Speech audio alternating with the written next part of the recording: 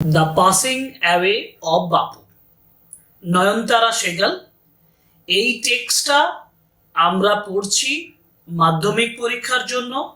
আর এই টেক্সটে line by line analysis করা, ওয়ার্ড মিনিংস তৈরি করা, এগুলো আমাদের প্রাইমারি ডিউটি।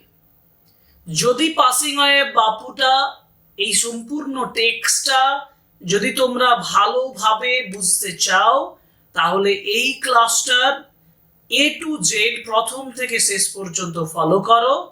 আমি তোমাদেরকে আশ্বস্ত করে বলছি যে তোমাদের সম্পূর্ণ বোঝার দায়িত্ব এবং বোঝানোর দায়িত্ব আমার। So welcome to English edition channel, and today's class is on the Bengali meaning and analysis on the passing away of Bapu, written by Nayanthara Sehgal.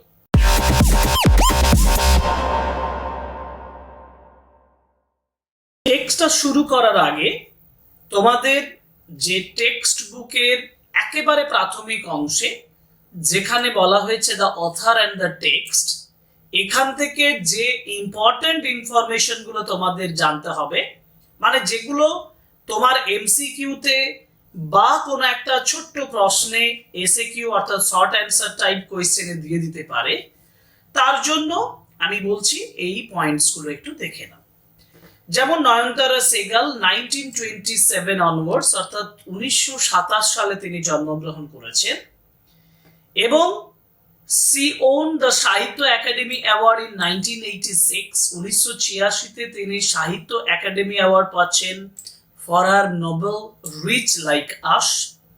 আরেকটা ইনফরমেশন যেটা হচ্ছে এই যে টেক্সটটা দ্য পাসিং অ্যাওয়ে অফ বাপু, যেটা মাধ্যমিক পরীক্ষার জন্য তোমাদের টেক্সট বইয়ে দেওয়া হয়েছে, সেটা নেওয়া হয়েছে কোথা থেকে? নেওয়া হয়েছে Nayantara Sahgal's memoir prison and the chocolate cake. এটা খুব important, prison and chocolate cake, এই যে বুক, সেই বুক থেকে এটা নেওয়া হয়েছে। নয়নতারা সেগাল তার পার্সোনাল লাইফ, তার ব্যক্তিগত জীবনের ডেসক্রিপশন তিনি এখানে করেছেন, বর্ণনা এখানে করেছেন। আর সেই বর্ণনার একটা অংশ হিসাবে দ্য পাসিং অ্যাওয়ে অফ বাপু। এখানে আমরা যে ওয়ার্ডটা পাচ্ছি দেখো প্রথমে, এটা হচ্ছে বাপু। টেক্সট শুরু করার আগে যেটা তোমাদের সব থেকে আগে জানা প্রয়োজন, সেটা হচ্ছে হু ইজ বাপু। বাপু বলতে কাকে বোঝানো হয়েছে? বাপু বলতে দ্য গ্রেট মহাত্মা গান্ধী, মোহনদাস করমচাঁদ গান্ধীকে বোঝানো হয়েছে।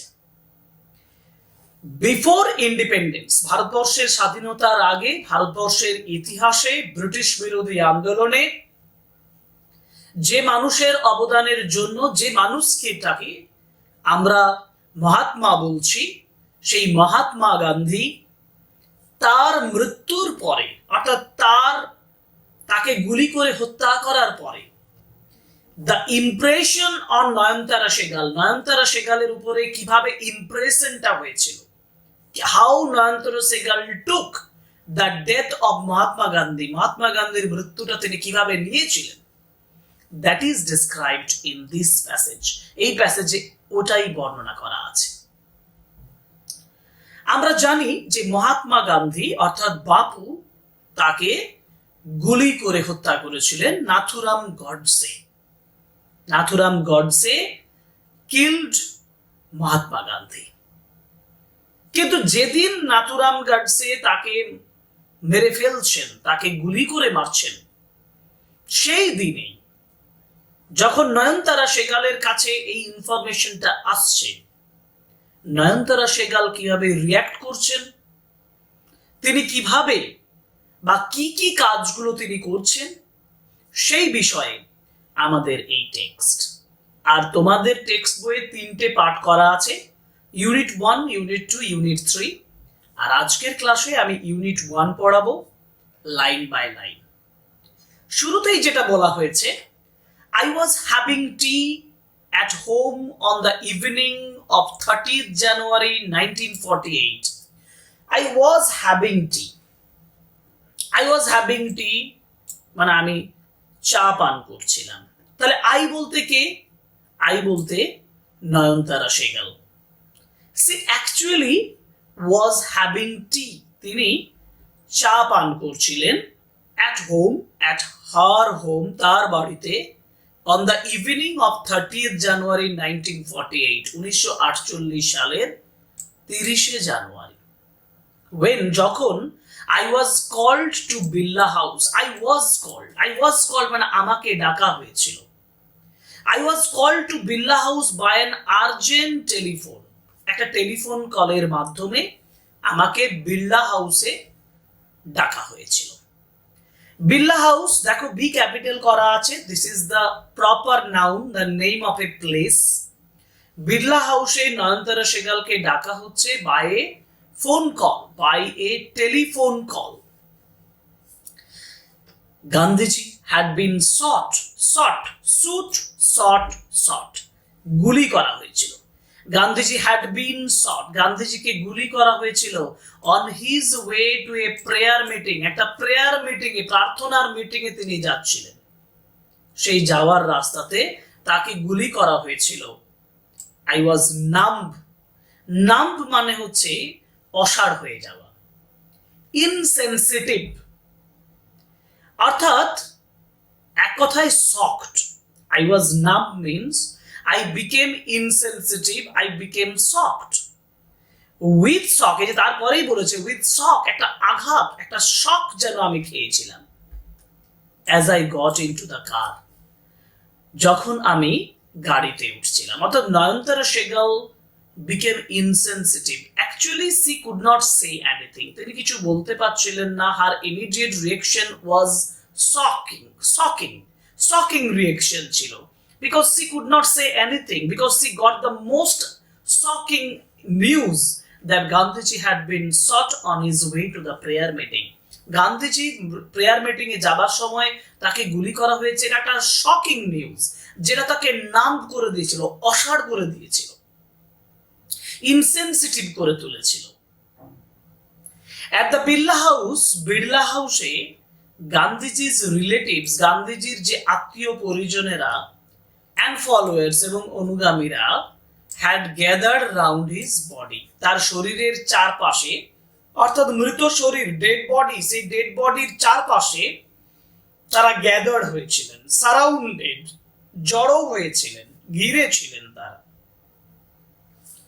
There was silence মানে নীরবতা, there was silence in the room, রুমের ভিতর একটা সাইলেন্স ছিল। as Gandhiji breathed his last মানে শেষ নিঃশ্বাস ত্যাগ করেছিলেন, যেহেতু গান্ধীজি শেষ নিঃশ্বাস ত্যাগ করেছিলেন। ওয়ার্ডস অফ বাপুজি's death, বাপুজির মৃত্যুর যে সংবাদ, কথা, অর্থাৎ দ্য নিউজ, ওয়ার্ডস বলতে এখানে নিউজ অফ বাপু's death, বাপুর মৃত্যুর সংবাদ হ্যাড স্প্রেড মানে ছড়িয়ে পড়েছিল, থ্রু দিল্লি, সারা দিল্লিতে ছড়িয়ে পড়েছিল, like a flame fanned by wind. দেখো এখানে একটা কম্প্যারিজন করা হয়েছে, তুলনা করা হয়েছে। Like a flame fanned by the wind, wind মানে কি? বাতাস। আর ফ্লেম মানে কি? ফ্লেম মানে অগ্নিশিখা, আগুনের শিখা। তোমরা জানো যে যদি আগুনের শিখাতে বাতাস বয়ে যায়, তাহলে সেই আগুন আস্তে আস্তে আরো বেশি ছড়িয়ে পড়ে। রিসেন্টলি তোমরা জানো একটা দাবানল ঘটে গেছে আমেরিকার বুকে, একটা বনফায়ার, একটা দাবানল হচ্ছে, সেই দাবানল ছড়িয়ে পড়েছে। কেন? উইন্ডের জন্য আরো বেশি করে ছড়িয়ে পড়ছে। আমরা জানি দাবানল একটা ভয়ঙ্কর অবস্থা তৈরি হয় যখন উইন্ড বেশি করে বইতে থাকে, বাতাস বইতে থাকে। যেমন একটা ফ্লেম, যেমন একটা আগুনের শিখা আরো বেশি করে ফ্যান করলে তাকে যদি বাতাস পেয়ে যায়, উইন্ড যদি আরো বইতে থাকে, তাহলে সেই আগুন যেমন চারদিকে ছড়িয়ে পড়ে, জাস্ট লাইক দ্যাট, ঠিক সেরকম বাপু's death had spread through Delhi, বাপুর মৃত্যুর সংবাদটা ছড়িয়ে পড়েছিল সারা দিল্লিতে। Sad groups of men and women, অর্থাৎ পুরুষ এবং মহিলার দুঃখিত দলে দলে, groups of men and women, দলে দলে পুরুষ, স্ত্রী, মহিলা সবাই had collected around বিড়লা হাউসের চারপাশে। কালেক্টেড মিন্স গ্যাদার, জড়ো হয়েছিলেন। কালেক্টেড মিন্স গ্যাদার, জড়ো হয়েছিলেন। আউট অফ এভরি উইন্ডো, প্রত্যেক জানালার বাইরে থেকে ওয়ান কুড সি, যে কেউ একজন দেখতে পাবে, a brown blur of faces. Brown মানে বাদামি, ব্লার মানে হচ্ছে নিষ্প্রভ হয়ে যাওয়া, নট লাইভলি, পেল, বিবর্ণ হয়ে গেছে। বিবর্ণ, ফেসেস মানে মুখ, অর্থাৎ প্রত্যেক জানালা থেকে বিবর্ণ মুখগুলো দেখা যাবে। কেন বিবর্ণ হয়ে গেছে? Because the death of Gandhiji, death of Gandhiji made their expression pale, made their faces pale, তাদের মুখটা পাংশু হয়ে গেছে, বিবর্ণ হয়ে গেছে, কারণ বাপুজ মারা গেছেন। তাদের প্রিয় leader, their favorite leader died, মারা গেছেন। they didn't make a sound, they didn't make a sound, তারা কোনো শব্দ তৈরি করেনি। they didn't make a sound, there was an unnatural silence, unnatural মানে অস্বাভাবিক, নট ন্যাচারাল, স্বাভাবিক নয়, এরকম একটা সাইলেন্স, একটা নীরবতা ছিল। This was the impact of গান্ধীজির death.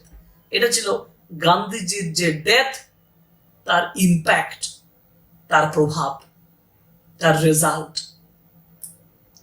It was as if time stood still for those few minutes. It was as if, যেন মনে হয়, as if, যেন মনে হচ্ছিল, টাইম স্টুড স্টিল, সময় যেন শান্ত হয়ে দাঁড়িয়ে গেছে। Time stood still for those few minutes, ওই কয়েক মিনিটের জন্য। যেন মনে হচ্ছে টাইম দাঁড়িয়ে গেছে চুপচাপ, টাইম যেন আর এগোচ্ছে না। ফর দোজ 5 মিনিটস, ওই ফিউ মিনিটস, ওই কয়েকটা মিনিটস এর জন্য। এরপরে কি বলা হচ্ছে? এরপরে বলা হয়েছে, the people were too stunned to speak in the beginning, the people were too stunned to speak in the beginning, people, মানুষজন, too stunned, shocked, চমকে যাওয়া, surprised, they were very surprised, তারা চমকে গিয়েছিল, to speak in the beginning, শুরুতে কিছু বলতে। later, পরবর্তীকালে, they clamored, clamor means demanded loudly, জোরে চিৎকার করে দাবি করেছিল, they clamored wildly, বন্যভাবে, মানে they had no control over themselves, তাদের নিজেদের উপরে যেন কন্ট্রোল ছিল না, because they wanted to see Gandhiji for the last time, শেষবারের মতন গান্ধীজিকে তারা দেখতে চান। so they clamored wildly, shouting and crying, চিৎকার করছিল, কাঁদছিল। they jostled মানে ঠেলাঠেলি করা, pushed one another, একে অপরকে ঠেলাঠেলি করছিল, forced one ways by pushing, ঠেলে নিজের রাস্তা তৈরি করার চেষ্টা করছে। they jostled one another in a stampede মানে হচ্ছে হুমড়ি খেয়ে পড়া, একে অপরে ঠেলাঠেলি করে যেন হুমড়ি খেয়ে পড়ছিল। to break into the house, বাড়ির ভেতরে, break into মানে হচ্ছে entire forcibly, জোরপূর্বক প্রবেশ করা, জোর করে প্রবেশ করার চেষ্টা করছিল। they calmed a little, calmed মানে শান্ত হওয়া, they became quiet, তারা শান্ত হয়েছিল। they calmed a little, তারা অল্প শান্ত হয়েছিল। when it was announced, যখন এটা ঘোষণা হয়েছিল, it was declared that they would be allowed to see Gandhiji before the funeral, মানে শেষ কাজ, শেষকৃত্যের আগে, গান্ধীজির শেষকৃত্যের আগে তাদেরকে দেখতে দেওয়া হবে। they would be allowed, তাদেরকে অ্যালাউ করা হবে, to see গান্ধীজি, গান্ধীজিকে দেখতে তাদেরকে অনুমতি দেওয়া হবে তার শেষকৃত্যের আগে। when one is faced with the shock of a loved one's death, when one is faced, যখন একজন মুখোমুখি হয়, one is faced with the shock of a loved one's death, তার প্রিয়, loved one মানে প্রিয়, কারো প্রিয়জনের মৃত্যুর শকের মুখোমুখি, আঘাতের মুখোমুখি যখন একজন হয়, one whimpers mean makes low and crying noise, কান্নাকাটির মতো করে নিচু গলায় সে গুনগুন করে বলে, what will become of me now, এখন আমার কি হবে। what will become of, মানে সেই মানুষটা, যে মানুষটা তার প্রিয়জনের মৃত্যুর মুখোমুখি হয়, সে বলে, মনে মনে বলে, what will become of me now, এখন আমার কি হবে, that he has left me, যে সে আমাকে ছেড়ে চলে গেল।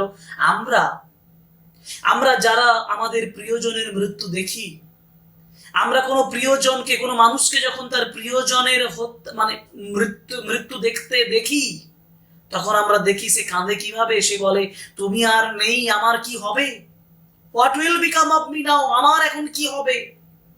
সেম কোয়েশ্চেনটা কাদের মধ্যে, this was surely the question, এটা নিশ্চয়ই একটা প্রশ্ন uppermost in the mind of the mourning people.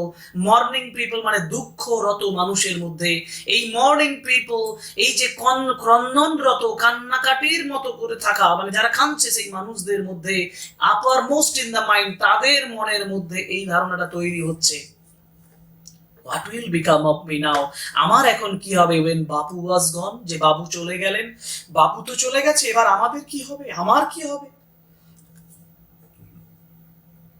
They looked like lost children. This is the psychological impact of the death of Gandhiji on the general people. সাধারণ মানুষের উপরে গান্ধীজির মৃত্যুর প্রভাবটা এটা।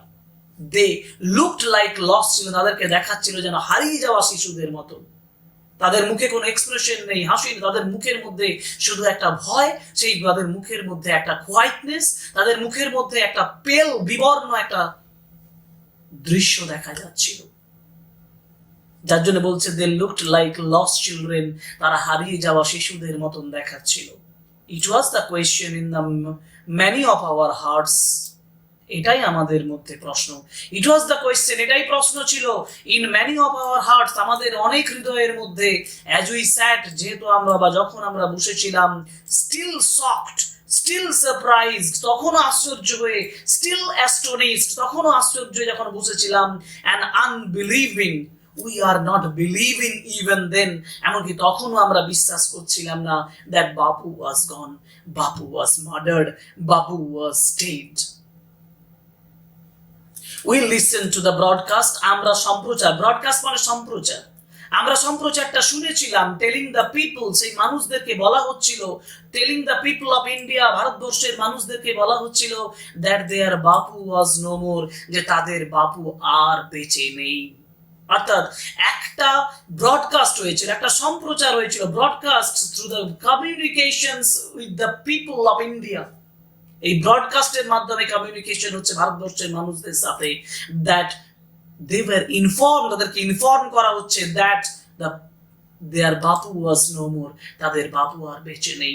The great Mahatma Gandhi was dead, the great Mohandas Karamchand Gandhi was dead, and that was the impact. There was a great impact on the mind of the common people then. So this is actually the first unit যেটা আমরা পড়লাম। এই first ইউনিটের question answer এর পরের ক্লাসে আমরা আলোচনা করব। আমরা কম্প্রিহেনশন এক্সারসাইজ, তোমরা দেখতেই পাচ্ছ কম্প্রিহেনশন এক্সারসাইজ রয়েছে, তারপর সেই কম্প্রিহেনশন এক্সারসাইজ করব। আজকের ক্লাসটা এই পর্যন্তই। তোমাদের যদি এই ক্লাসটা ভালো লেগেছে তাহলে অতি অবশ্যই কমেন্ট বক্সে কমেন্ট করে জানাবে। তোমাদের যদি কোনো প্রয়োজন হয় সেটাও কমেন্ট বক্সে লিখে জানাবে। তোমরা এই ক্লাসগুলো করে মাধ্যমিকের জন্য প্রিপারেশন নাও এবং আমি তোমাদের সর্বতোভাবে সাহায্য করব, এই আশা দিচ্ছি। যাই হোক, আজকের ক্লাসটা এখানেই শেষ করছি। Subscribe the channel, like, comment and share our videos. Thank you very much. Good by.